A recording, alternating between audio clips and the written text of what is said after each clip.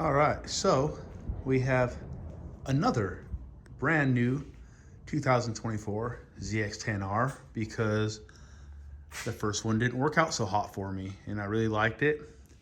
This is exactly the same as my other one without the pesky ABS. And as y'all can see, it has 0 miles on the odometer. Oh, that's the trip. Give me a second. I didn't think this through. See, 0 miles with 0.6 on the trip. 2 of those being me riding it to my garage from my driveway. So we're gonna go through the things I do on a brand new bike when I first get it. And we're gonna get her all ready, do the tail tidy. I have the exhaust, don't mind my mess. I've been messy out here.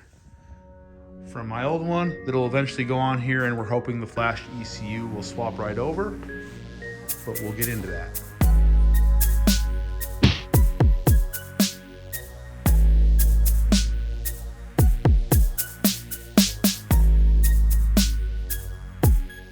All right, first I already jumped the gun this morning, but you can see where it was. I'll get the gunk off.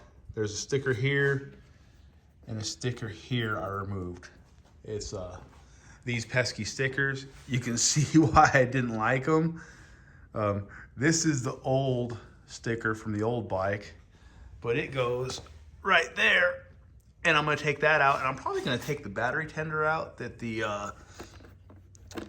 dealership installed because I don't like that hanging there, and I ride my bike every day anyways. We're gonna get rid of the boat anchor. I have my tail tidy from the other one. I'm gonna do TST Industries integrated tail light and TST Industries plate mount. So before I do any exhaust ECU stuff, block off plates, all that, I'm probably gonna break this thing in first. I don't know, before I just do all that, but as you can see over here, I have my block off plates I'm gonna retrieve. I also have the DNA air filter, flash ECU, exhaust, all that. So, and my tuner told me as long as the ECU part numbers match, I can throw it right in this bike. It's the exact same bike, except for this don't have ABS, which is good because let me show you all something about ABS. See all these annoying hoses? These are all ABS. All right, here, that's ABS. Let's see if we can see down in here. See all those hoses that come? Yes. Let's come over to this side. Don't mind my camera work. I'm using my phone. See the ABS module, and it all just comes right into it. And I mean, it's like really integrated in there. Me, I don't like ABS. I like riding on pure skill. I said, don't mind my messy garage, y'all. God, just beautiful, except for, what is that? Why Kawasaki? Man, they put the black one on the new ZX6R. At least put a black one, that big silver can. Yeah, why make a blacked out bike with any silver? Like, this stuff kills me. The clip-ons, why would you do that? But let's get into it. We're gonna get the seats off, some tail fairings off. I'll probably set up my Insta360 and capture some of it, but I don't usually do videos of me working on things because it never goes that smooth, and then it just doesn't make a good video. But, oh, look at the 636s over there, just lonely. So, here we go. Forgive me, it's morning time, but things I also remove. I remove that seat strap. I don't like it. I remove it on all my bikes. I usually remove the chain guard. I don't like them. Just not a thing I do. And I remove these dumb reflectors. So those are gonna go too. And luckily I have this big thing of bolts from the old bike. So we're just gonna use it to, cause see, like if you see these reflectors, see they have that back there that stays on there. Let's see if I can. Sorry about the blurriness. See, and I usually just leave that, but I have bolts, so we're gonna replace the bolt. This thing, Bye-bye. Oh, I thought I'd get it. Thought I'd look smooth, but I didn't. All right, we got it off of there. See how much better that looks? Let's see. Redemption, hold on. I'm right-handed. Sorry, I blocked the camera. Oh, 3 points. Okay, so upon looking at this, I'm actually not gonna remove the battery tender. I'm just gonna relocate it from there up in here, so I can just take the rear seat off if I want to put it on a battery tender. It's got a tracking device on it so I guess someone had put a deposit on this bike before me and then backed out of the deal, but they wanted the upgraded battery, battery tender, and tracking device. The tracking device alone is like $900, and I have an app on my phone. I dare you to steal my bike. I don't call the cops. But the battery is different than my other one. Let's see, so it's 12 volt, 8.6 AH, 170 cold cranking amps. Let's see. So here's the battery for my old bike. 9.1 AH, so that's more, I don't know. 190 cold cranking amps, well, what the hell? 12 volt, so I feel like I downgraded. I might put this one in there, I'm not gonna lie to you. We'll see. All right, we got the hardware out. We're gonna take the tail fairings apart here in a second. Also, be sure to stick around till the end, and I'm gonna take the first ride with it. I haven't even rode this bike yet. So we're gonna take the first ride, and I'll show you what I do for a break-in period. Not exactly the manufacturer recommended one. I go with heat cycles and then just ride it how you're gonna ride it. But we'll get to that. So really good news. There's the part numbers on my stock ECU, and here's the part numbers on my flash ECU from my other bike. Perfect match. So we have a 2-wheel DynoWorks tuned ECU. Saved me $350 right there. All right, got the tail apart and got the boat anchor off. I'll just set that there. Now to get the tail light out, which I just gotta pull it out, it's already unplugged and all that, and get the new stuff in. Let's just take a minute to appreciate how much better TST looks over stock. Ew. All right, I still need to get the relay so it doesn't flash so sporadically, but we got her done. Tail tidy, look at that sleek profile. I got battery tender rerouted. Gotta put the toolkit back in here. All right, toolkit's back. Here, we'll get this off. Oh, wrong button. Okay. Yeah, and then we'll get some miles on her, get a few other things off, and then we'll put the new can, the new exhaust and the tune and all that on it. All right, got the stuff off the rear hugger, got the chain guard gone. Now with this, see this little thing in here, this spacer? So it's this thing. When I did it on my old one, I just used a Dremel and cut it off and then put it in there. Works pretty good, but otherwise, it'll tighten this down too far and it buckles up right here. That's the rear hugger. So I gotta clean and lube my chain my way, because I don't know if you can see that, but see that crusty white stuff. But I'm gonna do a few rides first. I got, as you can see, the thing's gone off, the reflector's gone off the front hugger. It was put on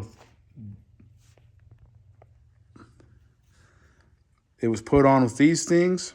I replaced them with bolts, as you can see, because I have extra ones from the other bike. And now for the final piece.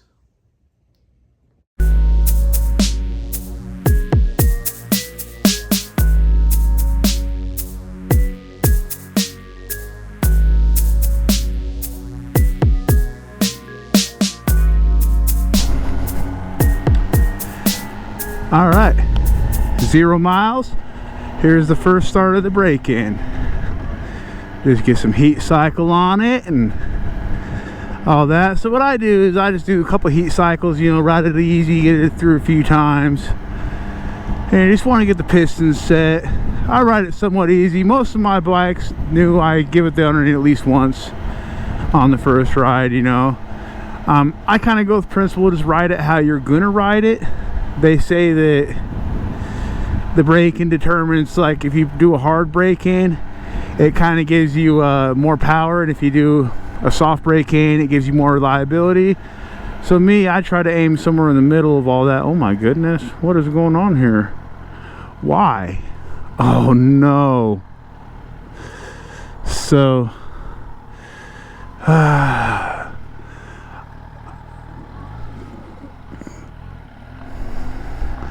there we go. I don't know what's going on. So yeah, we're just gonna give her a little break in. Got my phone connected to it. I'm probably gonna put, oh, there's the first mile. Yay! I'm probably gonna put a, I don't know, ride it a few times over the next few days, and then I'm gonna swap all the parts and the flash ECU into it probably this weekend. Yeah, you know, just get it sounding good, looking good, all that. Unfortunately, I can't ride with my Insta360 right now. I'm waiting for lens protectors on it because the lens protectors got messed up when I wrecked, and they're supposed to come in the middle of the day, but they're not here yet, and I'm not riding with no lens protectors because it would be just my luck that it would mess it up. We're gonna cut him off. I'm not being easy on these new tires. There we go. Just trying to keep it fairly low right now, you know, not horribly low, but just get this engine nice and woo. I check the tire pressures because I have custom ones I do. On all my bikes, I run 34 front and 32 or 33 rear. That's done me right. It's my preferred style. I've played with that a lot to come up with that number. That's what I run. So, you know, the dealers, I always put them the 3642. In this case, this one was like 3844, which is actually higher than the recommended tire pressure. But, oh yeah, you don't want to keep at one speed too much while breaking it in. Oh, I missed the down quick shifter. I like my 636, but I wish I had the auto blip down. I got someone behind me all mad about it. They can kiss my ass. You can't win on a rocket, dude. I'm telling you, if you go slow, you should be speeding. And if you speed, you're a piece of crap because you should be obeying the law. I think I'm actually speeding by like a couple miles an hour right now. So if this car be up me, dude, screw you. We don't play that. So get through this. Oh, that quick shifter is smooth. I think it's smoother on this one than it was on the other one. Yeah, we're just mobbing, enjoying it. The sun finally came out while I was putting the parts on it and getting good. So much more comfortable than the 636. I still can't put my feet quite as on the pegs as I'd like because of my injuries, but it's whatever, we'll get there. I just hope I don't have to have knee surgery, man. So that's my hope. I named this one Elvira. I went with that. I really like the name Toothless. I told my wife it was ironic that I named it Toothless because I essentially knocked his teeth out when I rear-ended the trailer. Funny, not funny. But yeah, I think we're going Elvira with this one. It just seems like a good name, and so that's what we're gonna do. There we go. Get some of the gears a little bit. There we go. I'm just trying to run on the gears a smidge, you know. We'll get her nice and broke in, then in a couple hundred miles we'll change the oil. Do the break-in oil change, get that nasty stuff out of there. The good news is if I mess this engine up, I got a spare. Not funny. Am I? Okay. I thought I heard my GoPro beep, man. Damn GoPros. I can't wait to update to the Insta Ace Pro for my cameras or my helmet setup. There we go. Just run through it a little bit. Try to scrub these tires in. They are brand new and likely slick. There we go. A little bit of shalom, nothing too hard. All right. Dude.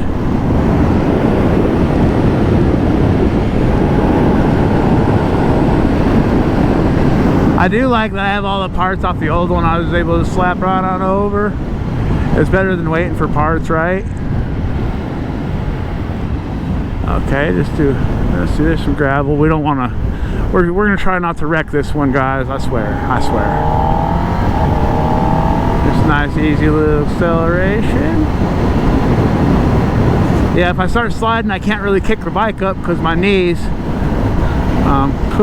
So we got to be careful. I'm always so nervous on new tires. I've never really had a problem on them, but I've never pushed the limits on them either. You know what I mean? So I have no idea how long this video is going to end up being because this morning I didn't really keep track of all that I was recording. It was just a bunch of small clips that we're going to stick together when we do editing. Oh, she's so quiet. Needs an exhaust. That's okay. We have one laying in the garage. So, yeah, we're going to try to get some riding in today and, you know, off and on. Just get this thing nice and broken. And after this, I'm going to go home and let her cool down. Then we'll do the next heat cycle here in a bit. I've actually never really focused much on the heat cycles, but there's always room for improvement. I usually just get a new bike and screw that, I'm too excited, and I don't know. I mean, they say they break them in a factory. It's just the break-in is to cover their butt, you know. I mean, they don't want someone getting on a new engine and redlining it and then coming to them for a new engine, you know. And I get that, and I don't redline it at all until the first oil break in. I usually don't redline my bikes much anyways, unless I'm just absolutely doing it, you know. I look like such a noob leaning. Oh God, I love railroad tracks. But yeah, there's always room for improvement in your methods and all that. And let's just low gear it here. Get this. Just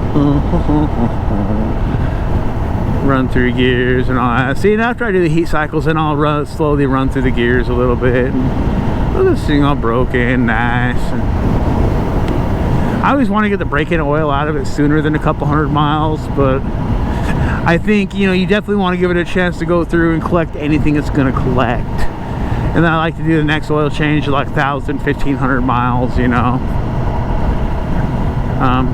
On Toothless, I had just done the second oil change when I put the exhaust and all that on. And I didn't go very far with the exhaust and flash.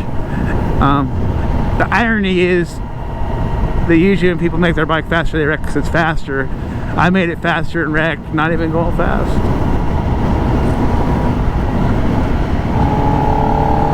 Oh, dude, these 10Rs are such a dream. I'm so glad I got another one. Like, I mean, I have a funny feeling they're going to do the Gen 7 this year, and it's getting ready to come out, and I wanted to get one before I lost the opportunity.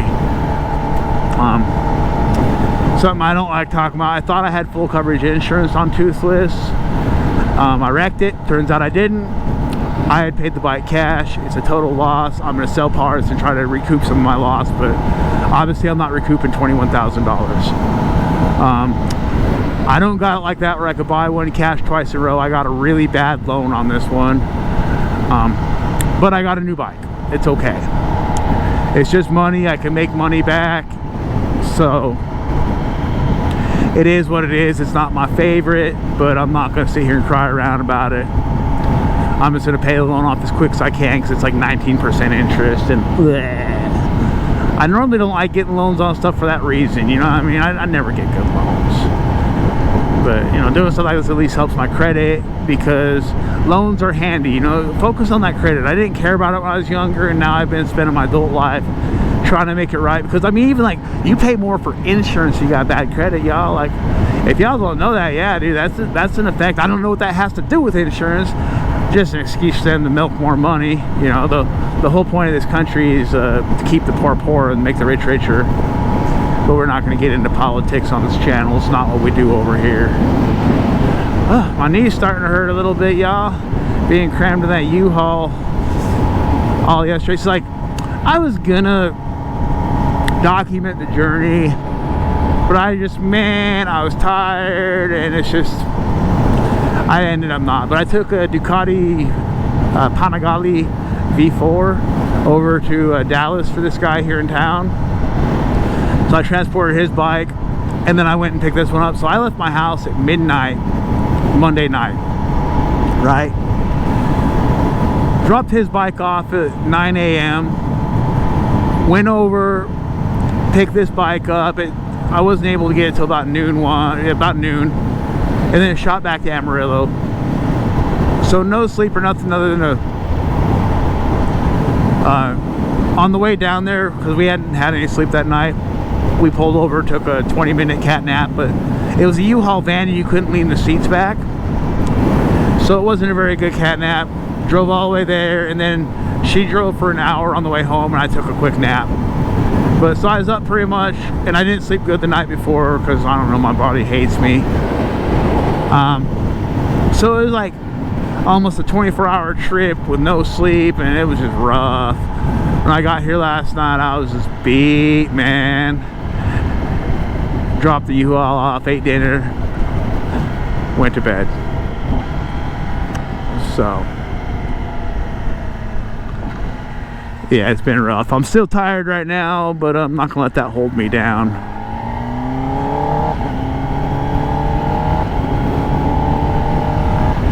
You know what I mean? We're not gonna let that hold us down. So I'm gonna circle back to my house here in a minute.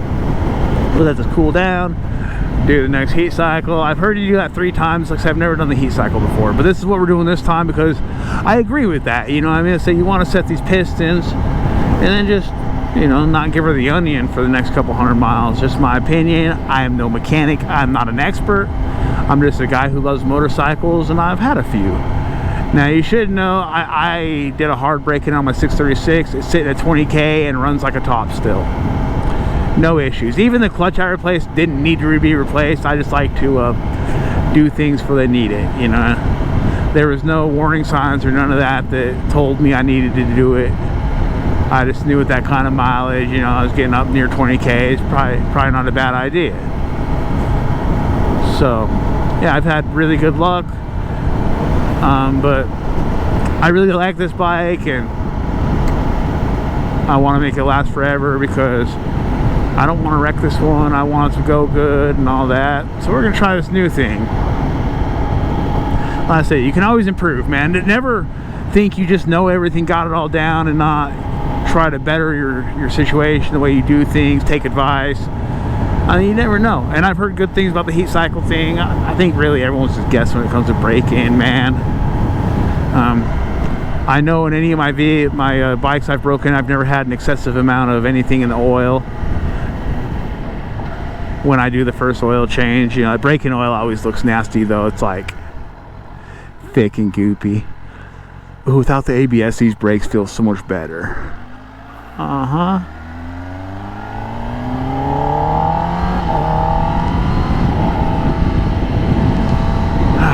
Dude, really like this bike. Sorry I'm a little boring today, guys. I know I'm kind of like, bleh. I'm just tired, man. Like I said, it was a long day yesterday, but we can't miss the chance to break in a new bike and put some miles on it and all that, and you know, enjoy the journey. Life's not about the destination, it's about the journey, right? And we got this journey going on. It's a beautiful, wonderful journey. I love my life. Sometimes bad things happen, but they don't hold me down. I don't let it. I just keeps it pushing, because what else you gonna do, man?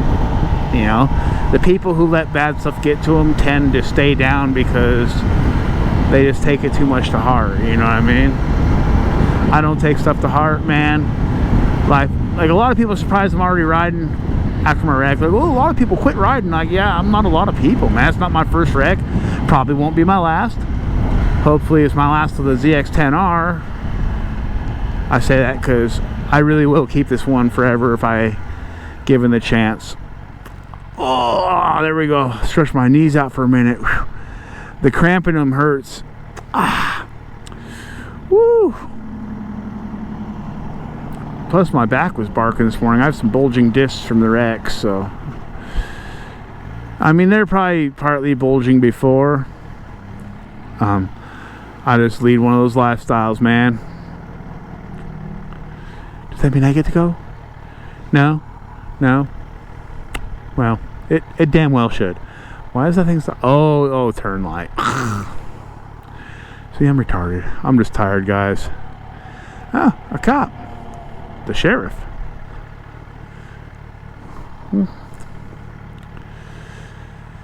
I'm doing nothing wrong.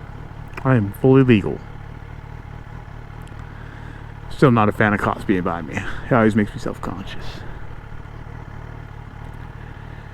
Man, are we ever going to be able to go, though? Don't cut me off in front of the cop boy.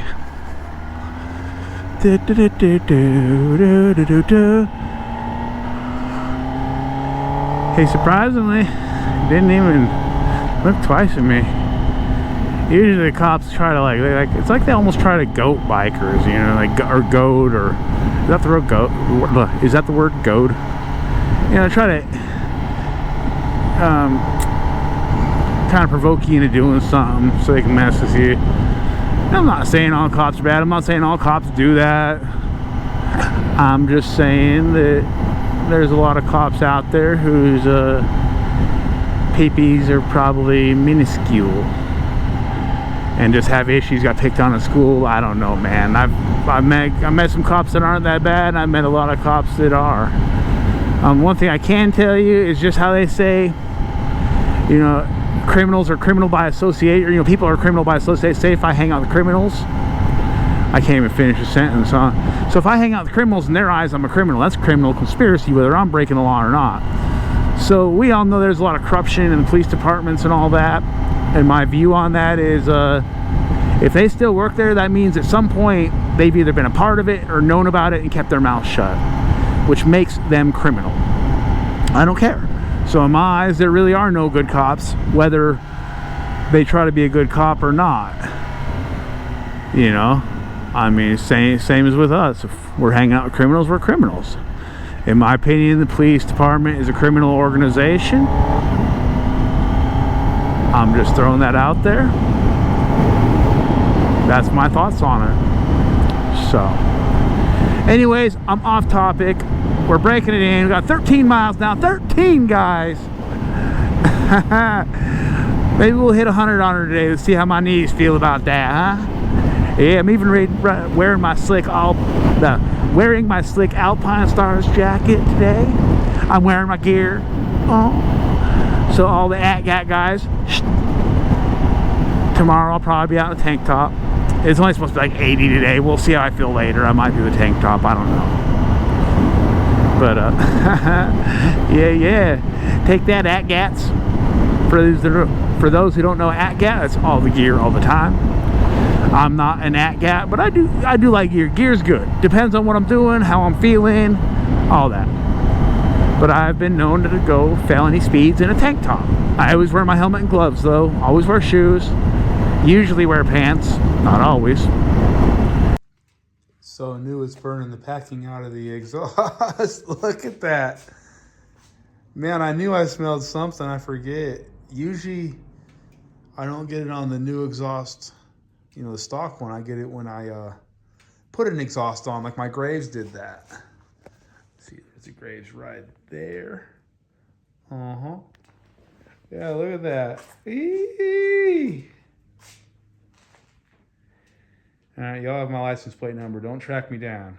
I got pit bulls and a temper. I'm just playing, y'all. Stinky.